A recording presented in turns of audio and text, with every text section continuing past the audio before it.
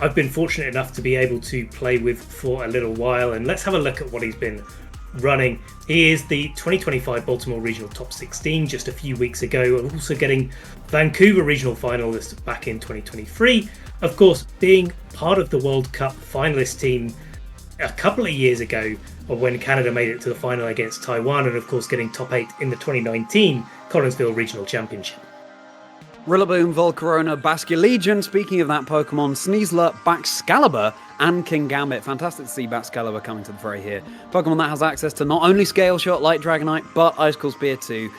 Fantastic move for breaking those Focus Sashes. The multi-hit moves that are so threatening right now in Regulation Set H. So, that's Ryan Loseto. How about Thomas that he's going up against? Let's take a look at Thomas's team. Yeah, it's going to be interesting to see how these two teams fare down against each other.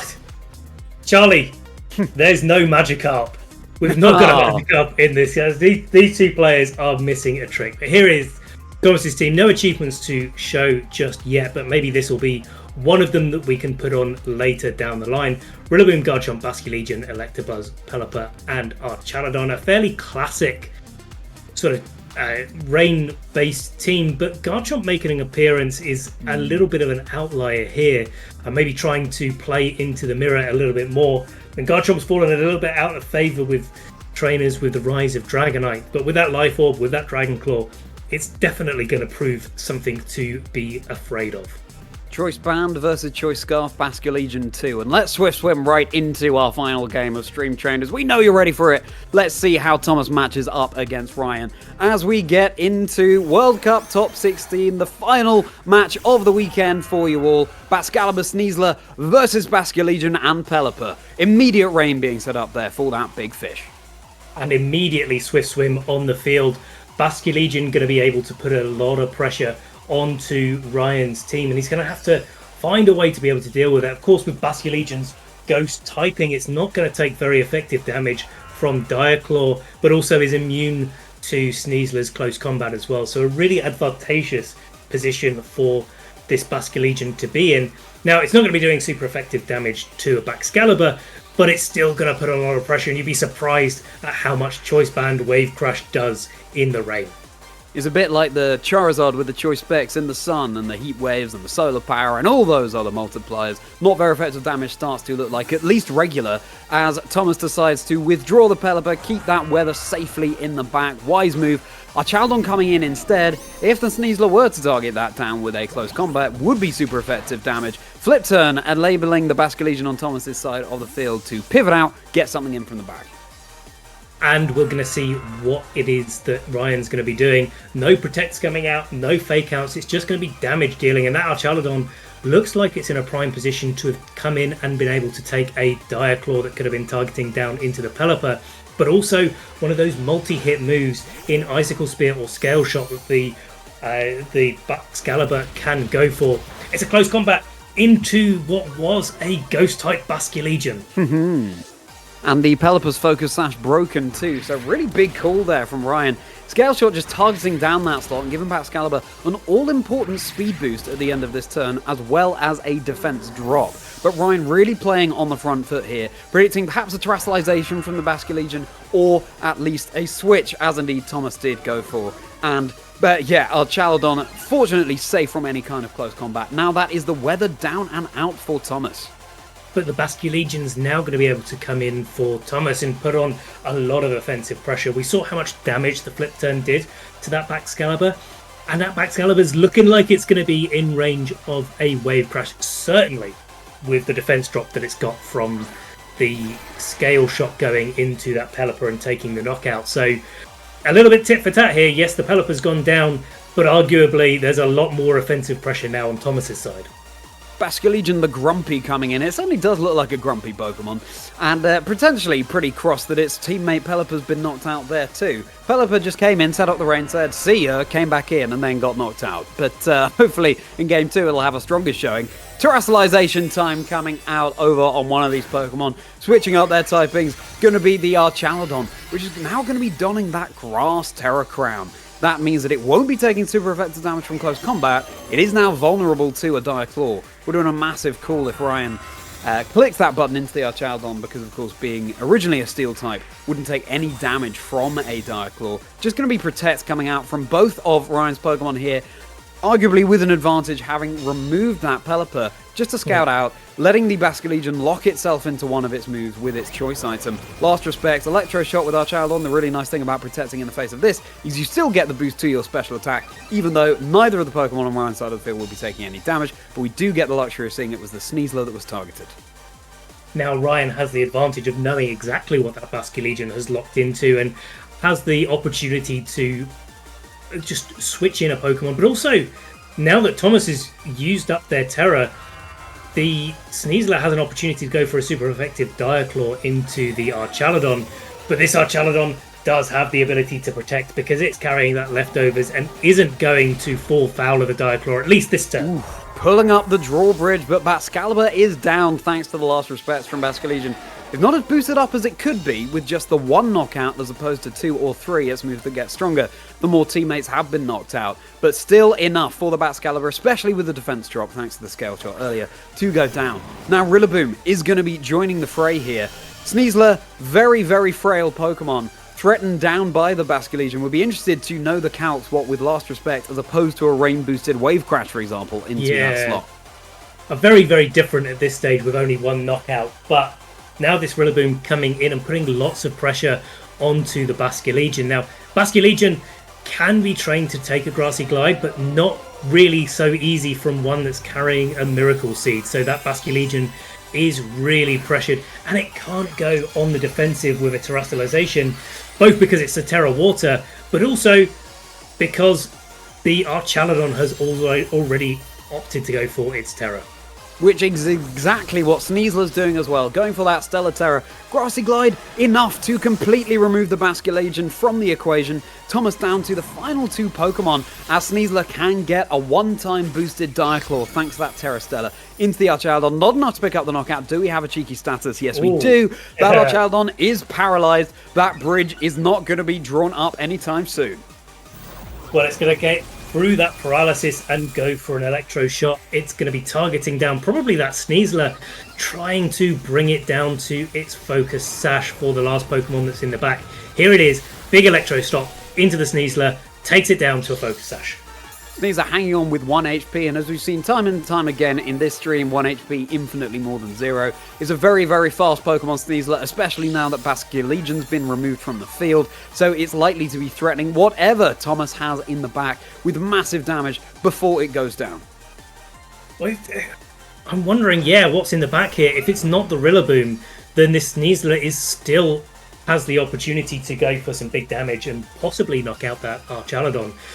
Especially since the Archaldon is paralyzed now, it's not guaranteed to be able to go for a Protect. And it's a really tough situation for Thomas to be. Now, arguably, Garchomp is one of the good Pokemon offensively in this situation. You've got the Dragon typing to go into Rillaboom, but that's only if it's able to take a Wood Hammer.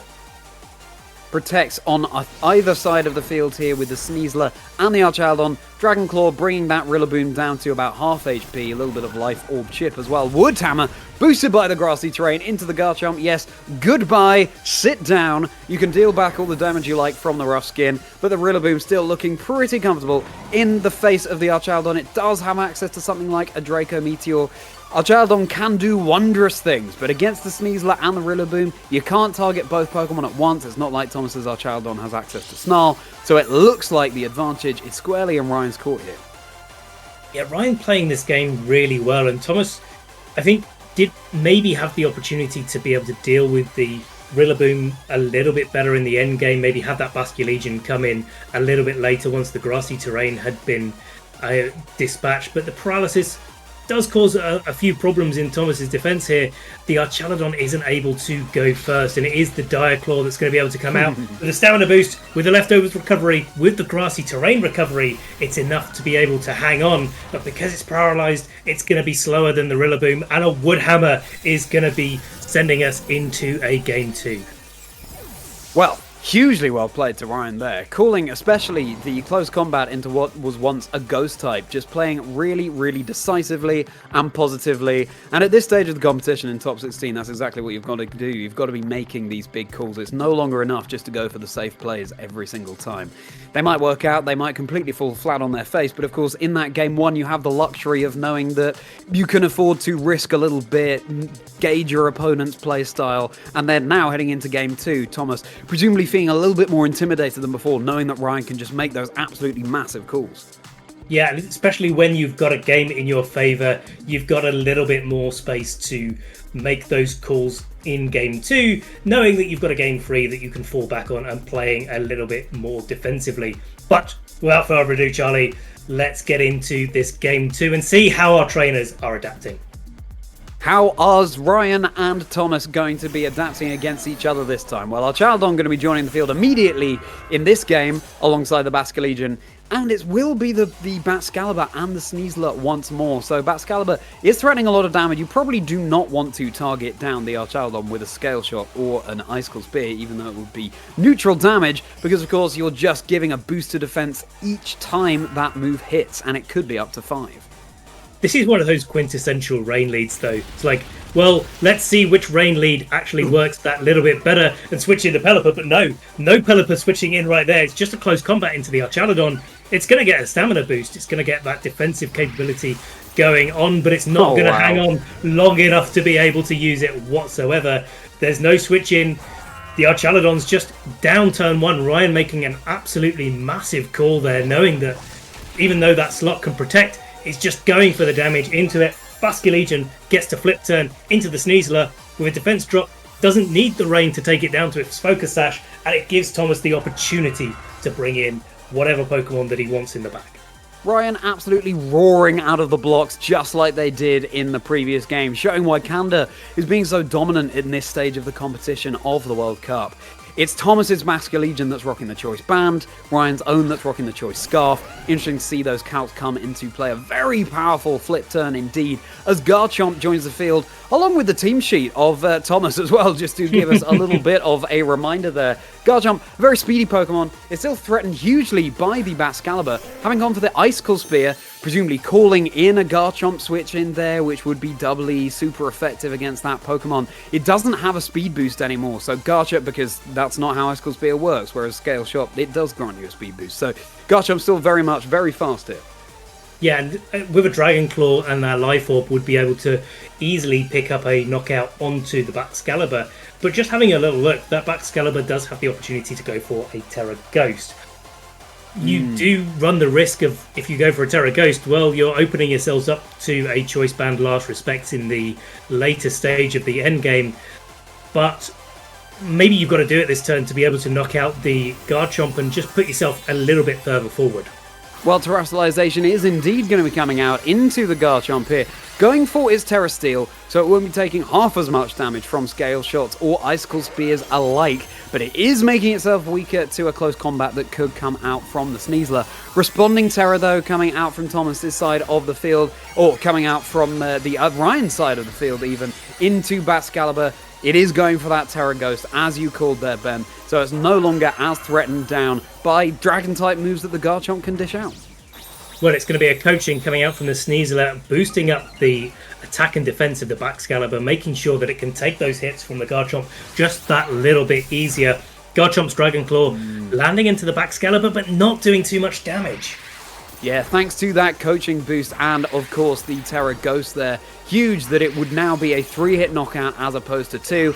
Icicle Spear, that's the final blow onto the Pelipper. So the Rain Setter is down. It's just Thomas's Garchomp and an as of yet unrevealed 4th Pokemon from the back. Ryan just not giving Thomas any margin for error, barely any breathing room.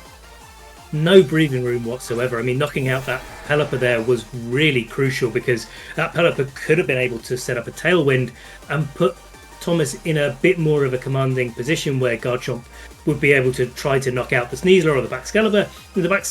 The Pelipper would have been able to go for a Weather Ball into the now not Dragon Baxcalibur to be able to try to knock that out, bypassing those coaching defense boosts that it had.